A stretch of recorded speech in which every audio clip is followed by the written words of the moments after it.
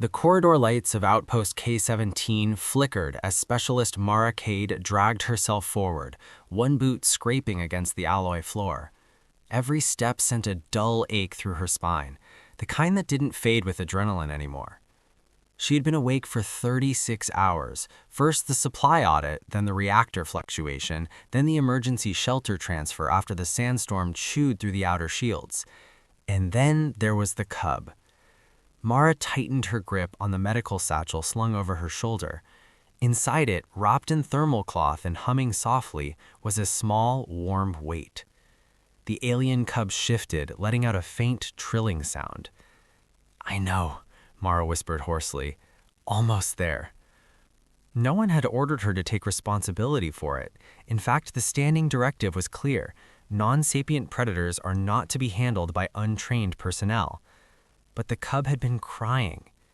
She'd found it curled beneath a collapsed solar panel during the evacuation, its scaled flank torn, one limb twisted wrong, breath hitching in sharp, frightened gasps.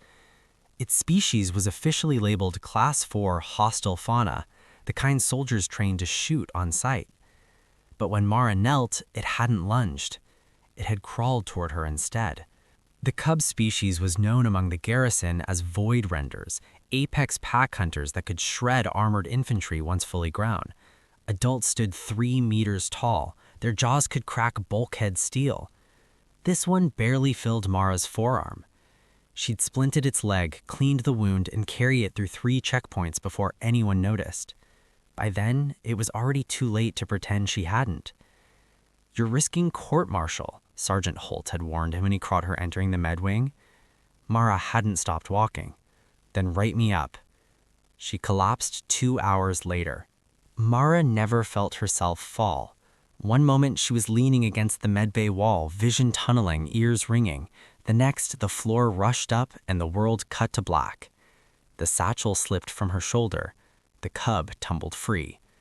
The first alarm sounded 30 seconds later. Sensors across Outpost K-17 spiked simultaneously. Motion detectors screamed. Life sign scanners lit up with an unregistered biological presence moving rapidly through the medbay corridor. Armed response teams sprinted toward the location, weapons raised, pulse rifles humming to life. Target is mobile, small, fast. They rounded the corner and froze. Mara lay unconscious on the floor, breath shallow, skin pale with exhaustion and dehydration. And curled over her chest, back arched, claws dug into the decking, was the cub. Its frill was fully flared, its eyes burned a molten amber. A low, vibrating growl pulsed through the corridor, soft but dense with warning. The cub had positioned itself between Mara and the soldiers. It did not move. "Easy," Lieutenant Caro said quietly, lowering his rifle by a fraction. "It's guarding her." The cub's gaze snapped to him. The growl deepened. Med scanners showed Mara's condition worsening.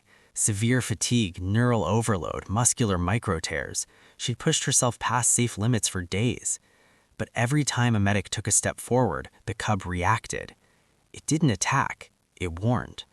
Tail lashing once, claws scraping metal, a subtle shift of weight that said, "I can reach you." "We need to sedate the cub," a tech muttered. "No," Caro said. "Look at it." The cub's breathing was synced to Mara's.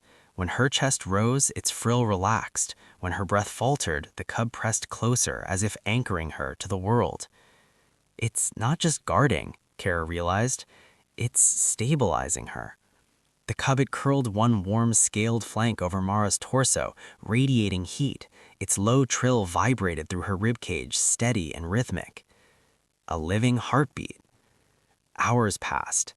Outpost Command argued, xenobiologists were consulted with delayed comms, protocols were cited and dismissed. Still no one moved the cub. When Mara finally stirred, the first thing she felt was warmth. The second was weight. Her eyes cracked open. Amber eyes stared back. She tensed instinctually, then stopped. "Hey," she rasped. The cub chirped softly and pressed its head beneath her chin. Mara let out a weak laugh. "Guess you stayed."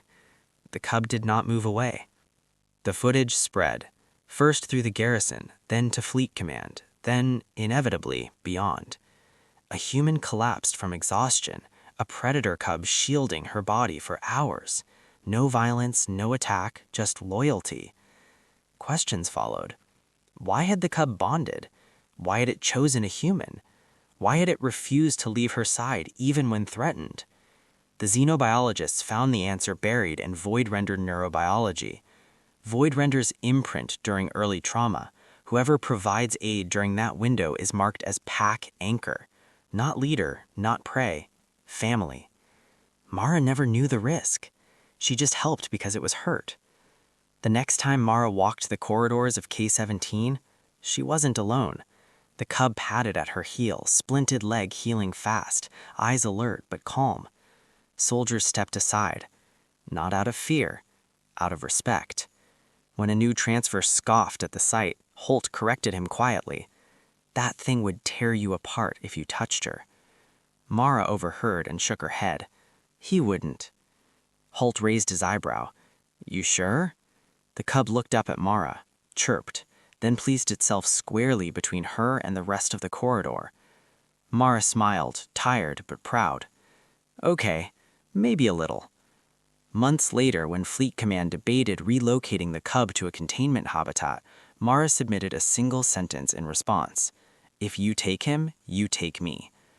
They didn't argue, because by then, scans had confirmed something unprecedented. The cub's stress levels dropped only in Mara's presence, and Mara's recovery times halved when the cub was near. Human and alien, exhausted soldier and feared predator. Two survivors who had chosen each other in a moment when the galaxy expected fear and found devotion instead. On Outpost K-17, there is now an unofficial saying, when a human falls, even the deadliest creatures may rise to guard them. And every time Mara slows, every time fatigue threatens to pull her down again, the cub presses closer. Not because it was ordered, not because it was trained, but because once, when the galaxy looked away, a human didn't, and the cub never forgot.